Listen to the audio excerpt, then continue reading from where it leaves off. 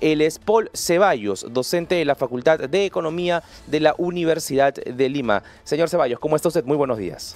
¿Cómo estás? Muy buenos días a ti y a tu público oyente también. Cuéntenos, ¿cuáles serían los posibles riesgos de esta reforma de pensiones que estaría para aprobarse, doctor? Bueno, acá el tema esencial es que estamos en una serie de marchas y contramarchas porque por un lado se trata de plantear una reforma integral, luego se aprueba esta ley que busca este retiro, ya es el 8º retiro, y siempre la preocupación es respecto al impacto que puede generar esto en el largo plazo. Me refiero al hecho de que muchas personas con este fondo que está destinado para la jubilación, llegado su momento, no lleguen a estar correctamente fondeados. Y el tema es a quién van a recurrir en ese momento. Si van a tener un fondo que los proteja en esa etapa ya de retiro, de jubilación. Y entendamos también que en el momento que uno llega ya a esa edad, ya uno visualiza el retiro, obviamente hay gastos importantes que van a aumentar. Gastos de salud, que debería ser lo básico que busquemos cubrir, sin dejar de lado temas de esperanza de vida, sin dejar de lado el tema de una cierta calidad de vida, pero hay ciertos pilares básicos que debemos procurar entre salud y un nivel de vida adecuado. Ahora, tampoco significa esto que el tema previsional, tal como está tratado el tema hoy, tal como está organizado el sistema hoy, nos resuelva todos los problemas cuando uno llegue ya a esa etapa de jubilación. Porque también el día de hoy, el que mucho, lo que busca es, y tiene claro, que si bien es cierto, lo que a uno le retienen y que va a su FP, cubre parte de esos gastos, también sería pues un poco, sería ser muy expectante, ser muy positivo, pensar de que eso va a solucionar todos mis problemas. Y ahí pasa que muchos optan pues por buscar sus propios ahorros, sus propios mecanismos. Entonces, pero el tema puntual es qué va a pasar con todos aquellos que ya con ese retiro tenemos los que van a ver sus fondos disminuidos, tenemos aquellos que van a ver que su fondo se extingue, porque así como tú comentas, ¿no? Estas 4 UIT, y es más, con los jóvenes que tú comentas, seguramente para muchos ese retiro, y no tan jóvenes, ojo, para muchos va a significar que simplemente su fondo va a quedar en cero y otra vez habrá que empezar a acumularlo. Profesor Ceballos, usted ve con... Bueno, a ver, aclárenos esto. ¿Usted ve que cuando uno llega a los 65 años, a la edad de su jubilación, el actual sistema permite que uno pueda retirar todos sus fondos o que sea más bien electivo para que pueda hacer una pensión progresiva? ¿Qué es lo que permite el sistema actual?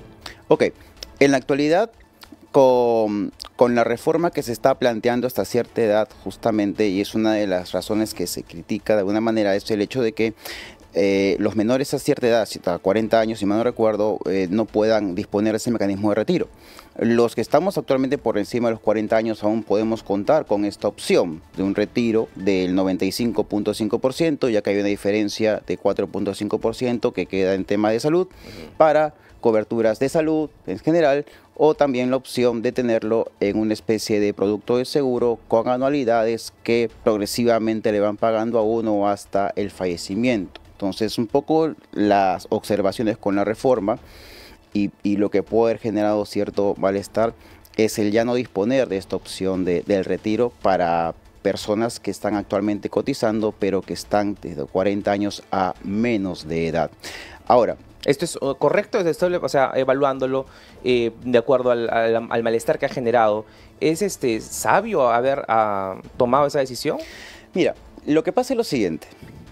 Yo creo que todos estamos de acuerdo en que el Estado, el gobierno, tiene que buscar los mecanismos para asegurar que la ciudadanía, llegado a su momento, tenga cubiertas estas necesidades mínimas, entendiendo salud, entendiendo una mínima calidad de vida. Yo entiendo que el malestar puede pasar un poco por la falta de libertades donde se puede escoger. Entonces la molestia va un poco por ahí. Y además también hay que entender algo. Si bien este sistema tiene ya poco más de 30 años, ¿no? Esto nace en el 93. Las expectativas con que se ven en el sistema en ese momento fueron muy distintas con las que se vieron concretando poco a poco. Porque después tenías ya algunos primeros cotizantes que empezaban a ser retirados. Digamos que a partir del 2010 observabas ya algunas personas que hacían uso de sus fondos, porque ya van a jubilación, al retiro, pero se encontraba con la sorpresa de que el sistema no les daba lo que se había prometido. Que ojo, que como objetivo nuevamente, es adecuado considerar que la ciudadanía o el gobierno del Estado busque los mecanismos para que la persona llegada a su edad de retiro tenga los fondos para cubrir alguna serie de necesidades mínimas. El tema es, uno, expectativas muy altas con las que se traza el sistema en cuando se nace, y lo que vemos hoy día es justamente la consecuencia de expectativas muy altas que no se terminan cumpliendo. Claro. Y esto trae malestar justamente, sí, ¿no es cierto? Claro, el hecho de poder vivir con una esperanza de vida mayor a la de 69 años, porque en el Perú esa es la esperanza de vida, o sea, no mayor a 69 años, y que solamente 4 años se pueda vivir de fondos, genera un malestar en efecto. Pero, profesor, ilústrenos, ¿cuál es la falla en el sistema correctamente? Puede que esté habiendo una baja cobertura, puede que esté habiendo insuficiencia de aportes, porque uno a veces quiere reclamar una pensión justa, pero el salario durante el tiempo de vida no superó de repente los 2.000 o 2.500 soles. Entonces, obviamente, cuando uno ve y dice, solamente me toca recibir una pensión de 200, 150 o 300 soles, no me alcanza para nada. Más aún cuando año tras año el costo de vida va ascendiendo. Entonces, ¿cuál es la falla estructural realmente en el sistema, profesor, para tenerlo claro? Ok. Primero que hay que entender que tenemos que lidiar con cotizantes quienes aportan, que definitivamente tienen una amplia gama de rangos salariales. Es muy distinto de repente el profesional que percibe pues, en promedio mensualmente un salario bruto de 5.000, 6.000 soles a alguien que gana el salario mínimo. Entonces, ahora, ahí también hay una realidad. Y dentro de las iniciativas, una de las planteadas del aporte a partir de los 18, pero además también con algunas otras series de atingentes, es una buena opción. Pero habían algunas otras discusiones que creo que se quedaron en el aire. Por ejemplo, el aporte de un capital semilla de inversión, de repente para cada ciudadano. Sí rescato el hecho de la preocupación de asegurar una pensión mínima, que era un tema que creo estaba faltando en el sistema privado de pensiones. Pero, ojo, eso ya lo hacía también la ONP. Entonces, yo creo que lo primero es que también la persona, el profesional, también entendiendo su realidad, debería de tener la información para saber cuál es el sistema que más le conviene. Claro. Porque, claro, en circunstancias puede ser alguien que gane el salario mínimo, de repente le conviene más una ONP, pero alguien que tiene cierto nivel salarial le conviene de repente más el sistema de las AFP, ¿no es cierto? ¿De verdad, si alguien gana el sueldo mínimo, le convendría, profesor, la ONP? Un sistema que ha estado abandonado y hasta colapsado en los últimos años. ¿Es viable? Me sorprende que usted lo recomiende como profesor. Sí, lo que sucede es que yo hablo como lo que está excluido del sistema del día de hoy, porque en efecto no hay sistema perfecto. Claro. Okay, hablamos de una combinación de sistemas. Sí. Por el lado del ONP sabemos que al final es una bolsa y que al final la forma en que se fondea muchas veces ha sido una parte aportes, pero también ha sido una parte el enario público. Entonces es también una bolsa que de alguna manera nos acarrea un costo a todos. Lo que pasa es de que no podemos tener soluciones, creo yo, inmediatas. Estas son soluciones en el corto plazo, porque para empezar, las AFPs actualmente tienen una tasa de reemplazo que llega a lo mucho al 33-34% según base del 2022, que debe haber ido disminuyendo con todos los rescates que han estado viendo hasta la fecha. Entonces, la idea es que progresivamente esto pueda irse llevando a un sistema que tenga parte una cuenta individual, como lo hacemos actualmente en el sistema privado de pensiones, y también parte de una recaudación que hasta cierto punto podría ser financiada por el Estado. Pero también hay que tener en cuenta que el Estado también tiene un presupuesto y tiene que priorizar ese presupuesto. Presupuesto que debe ser empleado también en temas de inversión que en el largo plazo pueden traer también otros tipos de beneficios. Yo estoy hablando un poco de cómo es el tema de hoy. Ahora, es verdad lo que comentas. Con el tema del ONP, al final es un sistema que tampoco no es perfecto porque de alguna manera nos trae un costo implícito a todos a través de los que pagamos impuestos que terminamos de alguna manera subsidiando ese sistema.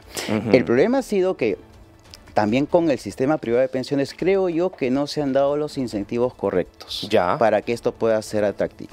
Y además también que una de las ideas con la que se estructura el sistema al principio privado de pensiones es que la masa crítica de aportantes, si entiéndase trabajadores formales en el tiempo, vaya aumentando, lo cual tampoco se ha dado, porque en un principio la idea era que al haber una masa crítica más grande, esto puede hacer que uno de los temas que se critica bastante, que son las comisiones que se cobran, pueda de alguna manera disminuir por temas de escala. ¿Ok? Pero nuevamente es un tema que, si bien es cierto, progresivamente tiene que ir trabajando, siempre el tema ha sido que una mala expectativa nos lleva al problema que tenemos el día de hoy. Y sumado además que creo que muchos de los que aportan al sistema privado de pensiones tienen claro y se sienten encasillados en solamente 3, 4 opciones que son las AFPs que tenemos el día de hoy. Que ahora, la propuesta recoge un punto favorable de abrir la oferta, porque ahora dice, puede hacerse estos depósitos de mi fondo de pensiones o parte de ellos en bancos, en aseguradoras, siempre dentro de empresas que están supervisadas por la SBS. Lo que ahí considero que también podía haberse incluido es también tema, por ejemplo, de la industria de fondos mutuos, donde tenemos productos de distintos tipos de riesgo para todo perfil, e incluso hay una propuesta mucho más amplia de productos de inversión en ese tipo de instrumentos. Lo que pasa es que entiendo que como los fondos mutuos son supervisados por otro regulador, que es la Superintendencia y Mercado de Valores, no entra en el paraguas de la SBS y por eso es que no lo han considerado. Pero yo creo que el tema va por que las personas sientan que tengan poder de decisión sobre qué hacer con esos fondos. Sin, perdón, antes que puedas continuar, perdón, sin eso, sin que genere perjuicio, en que también es verdad que los ciudadanos tienen que ser conscientes que es necesario que de alguna manera parte de salario, lo que puedan ahorrar, sí tenga ese destino final. Porque en las decisiones de inversión también pasa unas, digamos, restricciones que pueden ser del tema cognitivo, emocional, y siempre a veces es distinto diferenciar entre mi necesidad hoy día y mi necesidad en el largo plazo. Y la verdad que las personas tampoco no somos muy buenas pensando en el largo plazo, sino pensamos más en el presente, porque también eso depende de la necesidad puntual de cada uno. Pero ahí el tema es favorecer esta libertad y esta variedad de oportunidades o instrumentos de inversión en que la persona puede decidir dónde colocar. Profesor Ceballos, permítame hacer un pequeño anuncio específico, porque de acuerdo a las informaciones en los diferentes medios de comunicación, se acaba de escoger al doctor Tomás Aladino Gálvez como nuevo fiscal de la Nación. Esto es importante porque quien lo había asumido interinamente había sido el señor Pablo Sánchez, pero aparentemente luego de las reuniones internas dentro de la Junta de Fiscales Supremos, ahora el nuevo fiscal de la Nación, repetimos, es el señor Tomás Aladino Gálvez. Vamos a una pausa aquí en Betel Radio, la voz que inspira, y volvemos con más información mientras continuamos conectados aquí en Betel Noticias. Esto es Hora Punta por Betel Radio. Regresamos con más entrevistas, más análisis, más actualidad. La voz que inspira.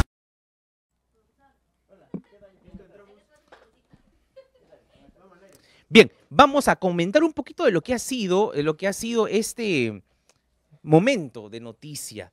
¿Realmente está ocurriendo esto en la Junta de Fiscales Supremos? No sé bajo qué inmediatez, bajo qué rapidez, bajo qué mecanismos lo hayan hecho así tan rápido, pero hoy por hoy, de acuerdo a lo que ha publicado Canal N, de acuerdo a lo que ha publicado Diario Expreso, de acuerdo a lo que ha publicado Perú 21, es el nuevo fiscal de la Nación, el señor quien había sido interinamente, había sido Pablo Sánchez, pero ahora lo está haciendo Tomás Aladino Gálvez. Vamos a leer un poquito de lo que ha sido esta nota hecha por Diario Expreso hoy a las 10:42 de la mañana, es decir, hace 15 minutos. La Junta de Fiscales Supremos eligió a Tomás Gálvez como fiscal de la Nación interino en una sesión llevada a cabo la mañana de este lunes. La designación se da luego de la suspensión del cargo de Delia Espinosa, que había asumido para encabezar la institución por 3 años. Sin embargo, debido a que desacató una orden de la Junta Nacional de Justicia, ahora enfrenta una investigación. El fiscal supremo Tomás Gálvez ha sido elegido por la Junta para liderar la entidad. La votación se desarrolló entre los 5 fiscales supremos habilitados para el cargo que se reunieron de forma extraordinaria. El nuevo titular estará a cargo de la Fiscalía de la Nación por un periodo de ¿cuánto? 6 meses. Este plazo podría variar, ya que dependerá si la Junta Nacional de Justicia dispone una prórroga o un cambio en la medida ejecutada sobre Delia Espinosa. Es decir, si la Junta tiene la decisión de reponer a la señora Delia Espinosa, si la Junta Nacional de Justicia quita la suspensión de Delia Espinosa, pues ella vuelve. Y el señor Tomás Aladino Gálvez regresa a su lugar como fiscal supremo. Pero bueno, sigue esta novela tensa llena de suspenso. Bueno, fuera que sea una ficción, pero no es una novela de ficción, es la vida real, es nuestro país, señoras y señores, es nuestro Perú. Y vamos a leer algunos comentarios, no sé qué les parece a ustedes, el nuevo fiscal de la Nación, que sea Tomás Aladino Gálvez, se identifica como alguien cristiano. Yo particularmente no he tenido la oportunidad de entrevistarlo aún, pero será motivo, Cynthia Catherine, para traerlo al fiscal de la Nación, Tomás Aladino Gálvez. Hay que decirle que deje de ir solo a Willax y que también se venga por acá, a los estudios de Betel. Vamos a leer algunos por acá. Isabel nos escribe un gran saludo para Isabel, para Celia Ramos, para Ricardo Alex, para la cuenta geopolítica polarizada, para María Luisa 2505, Dios los bendiga, para Mar, saludos para... ¿quién más nos acompaña por acá? Para, bueno, no sé si para la cuenta, Cariño Malo. Vamos a volver en breve para Will Peña, Espinosa. Igualmente un gran saludo y un gran abrazo a los más de 500 conectados que se encuentran en este momento en las redes de Betel Noticias. Vamos a retornar aquí con Betel Radio, la voz que inspira, para seguir conversando con el doctor Ceballos, profesor de Economía de la Universidad de Lima, para seguir conociendo de qué forma se podría llegar a una mejor reforma en el sistema de pensiones. Estamos aquí en Betel Radio, la voz que inspira, y hemos hecho fiscal de la Nación elegido en la Junta de Fiscales Supremos. Esto recientemente, hace algunos minutos, tan solamente no más de 20 minutos, donde la Junta de Fiscales Supremos, quienes la conforman, el señor Pablo Sánchez y Zoraida Ábalos, ambos exfiscales de la Nación, al igual que Patricia Benavides, igualmente interinamente el señor Juan Carlos Villena, alguien que aún no la había asumido era el señor Tomás Aladino Gálvez. No sé bajo qué criterios se hayan escogido. De repente el que les estoy mencionando haya sido uno de ellos, porque si se tratase de antigüedad, por antigüedad de los fiscales, luego de que Tomás, o mejor dicho, luego de que Pablo Sánchez no hubiera asumido, le correspondía a Zoraida Ábalos. Acabamos de conversar con el doctor Juan Peña y esto fue lo que nos explicó. Pero si es que no asumía Zoraida Ábalos, le tocaba a Tomás Aladino Gálvez. Pero esto ya no es interinamente. Es decir, ya no es como Pablo Sánchez, que lo asumía por el momento. Ahora oficialmente es el nuevo fiscal de la Nación, el doctor Tomás Aladino Gálvez. Vamos a ver qué es lo que va a ir ocurriendo en los próximos minutos. Pero vamos a abrir líneas telefónicas porque nos interesa conocer sus opiniones, tanto de lo que viene pasando en la Fiscalía de la Nación, esta lucha. Imagino que a diferentes de nuestros seguidores nos debe tener hastiados, cansados, tristes, indignados por la lucha que existe en este momento por el poder en la Fiscalía de la Nación. Pero esperemos que esto, por favor, ya pueda llegar a su fin.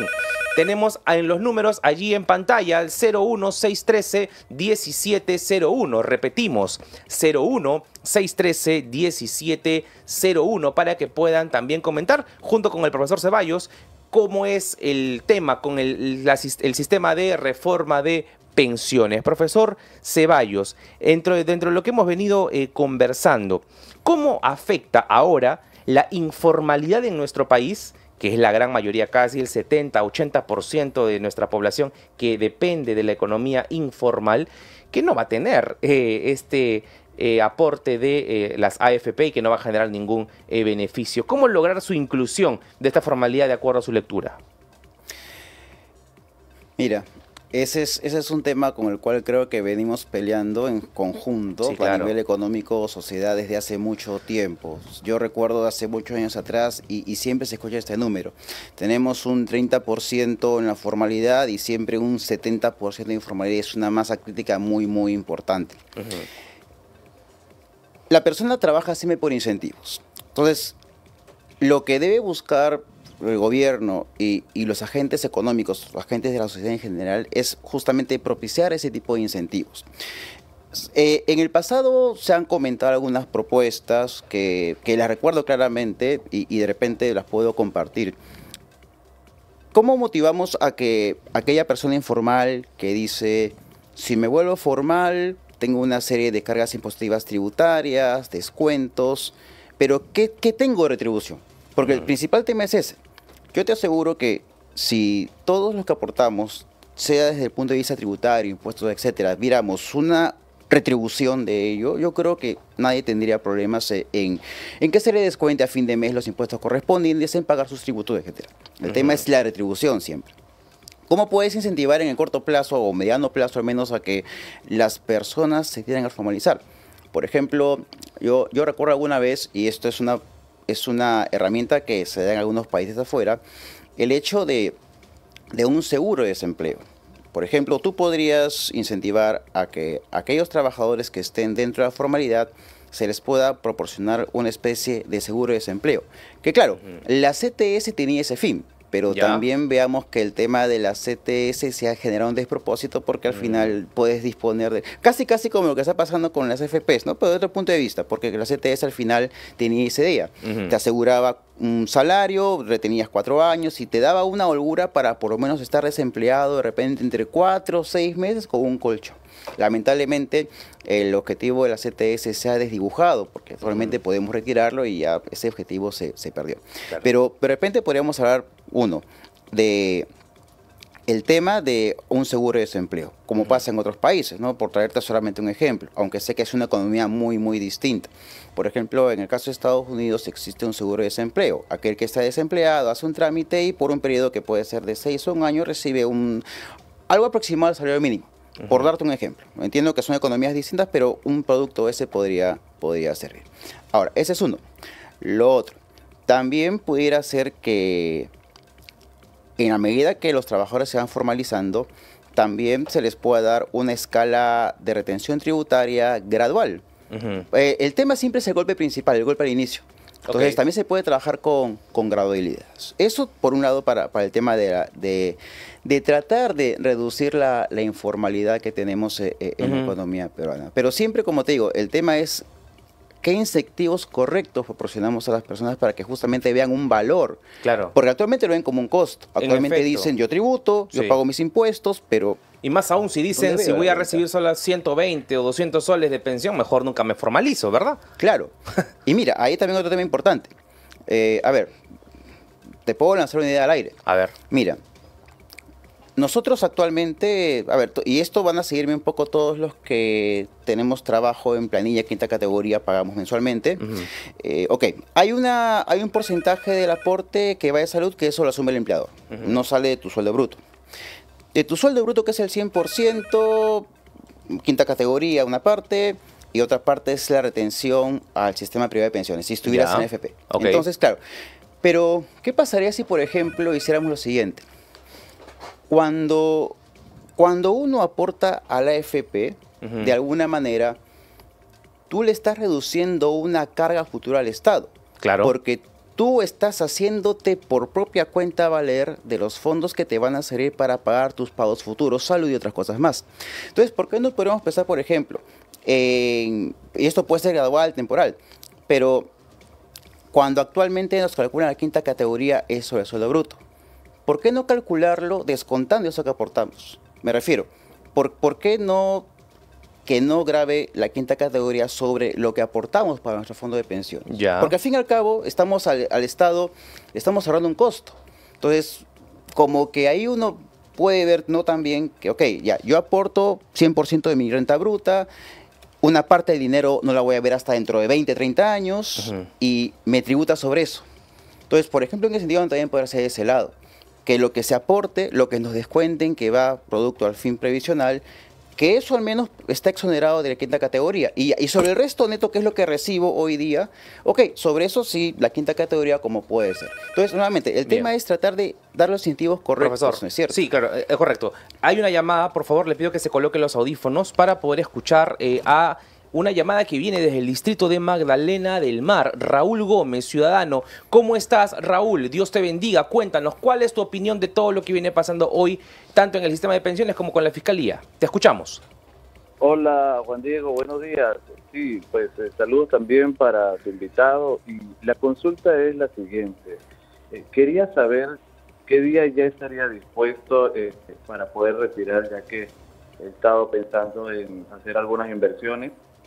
Y bueno, me interesa, ¿no?, el tema. Claro que sí. Bien, nos consulta, profesor, gracias Raúl por la llamada y la consulta, de acuerdo a la ley, ¿no? Que se ha permitido el retiro, el octavo retiro de los fondos. ¿Cuándo se apertura esto? ¿Hay fecha clara? Bueno, antes que nada, buenos días Raúl, gracias por la llamada. A ver, el fin de semana se ha dado recién ya la aprobación, la firma de la rúbrica del Ejecutivo, y este es un procedimiento que ya existe, ya se ha hecho antes de los retiros, obviamente, y a ver, si es que no hubiera mayor interrupción, debe ser un promedio máximo de 30 días para que esto pueda estar ya disponible para que los interesados puedan hacer su solicitud de retiro. Y nuevamente, si no hubiera mayores demoras o exabruptos, es probable que para la primera mitad de noviembre podría ya estarse viendo los pagos de la primera parte. Porque igual esto está estimado que, como en otras oportunidades, sea 4 pagos, ¿no es cierto? Entonces, en el mejor caso, en noviembre ya deberían estar empezándose a recibir los primeros pagos. Esos es más o menos los plazos que se manejan al día de hoy. Nuevamente, si es que todo sigue su curso normal, que es como debería ser y al menos no tendría por qué ser distinto hasta el momento. Bien, listo, profesor. Ahora, ya para ir a una consulta más particular, ¿qué pasa si es que el salario, ¿no? Para poder darle un cálculo a una persona? Me acuerdo que cuando estaba yo trabajando en el Estado casi me nombran y me iban a mantener con ese mismo nivel de salario por todo el periodo. Estos puestos que son en el Estado nombrados, ¿no? Y que también los puestos del Estado son remunerados en esa jubilación, ¿no? Después de los 65 años. Un monto, 2.000 soles. Si la persona se mantiene por 40 años aportando por 2.000 soles, más o menos, cuando llegue a la parte de su jubilación, ¿cuánto recibiría mes tras mes? Mira, ahorita actualmente la tasa de reemplazo está en torno al 33-34%. Cuando digo tasa de reemplazo es el porcentaje de tu último salario recibido que recibirías ya como pensionado. Entonces, en tu ejemplo, si tú aportas pues los 2.000 soles que me comentas de forma constante, ininterrumpida, deberías estar recibiendo, haciendo números rápidos, cerca de 600 soles más o menos mensualmente. Ahora, esto es un estimado, porque obviamente esto varía según caso a caso, pero entendiendo que esa es la tasa de reemplazo el día de hoy, claro, pongamos el 30%, más o menos debería ser 600 soles. Claro, casi un tercio del salario que terminas recibiendo hasta tu último día de trabajo aproximadamente. Interesante. Que es bajo, que aún es bajo, claro, es mejor que hace 10, 20 años atrás, pero aún es bajo, porque incluso con estándares internacionales hablamos recién de una tasa de reemplazo adecuada de 50% a más. Y es más, incluso puede equivocarme, pero yo recuerdo haber visto en un reporte que a nivel de los países de la OCDE, que incluso se exige o se apunta a una tasa de reemplazo de 70%. O sea, estamos 70% sobre el ejemplo que me diste 2.000, es que más o menos recibas 1.400. Que claro, que eso sería ya un monto ya mucho más interesante, porque tú trabajaste recibiendo 2.000 y ahora jubilado 1.400, entonces tú dirías... Qué chévere, ¿no? Interesante, ¿no? Pero siempre y cuando sean por 40 años. Claro, porque ahí, como digo, entran muchos factores en consideración, desde cuándo empezaste a aportar, también si eres independiente o no, porque también con los independientes pasa el tema. El independiente, dentro de su naturaleza, busca sus propios mecanismos para poder gestionar eso. Aunque ahora se le va a obligar a aportar a partir del 28, según la nueva reforma.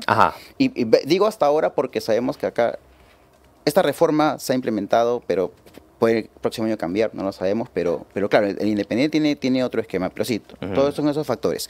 ¿Cuántos se han aportado? ¿Cuál ha sido el incremento?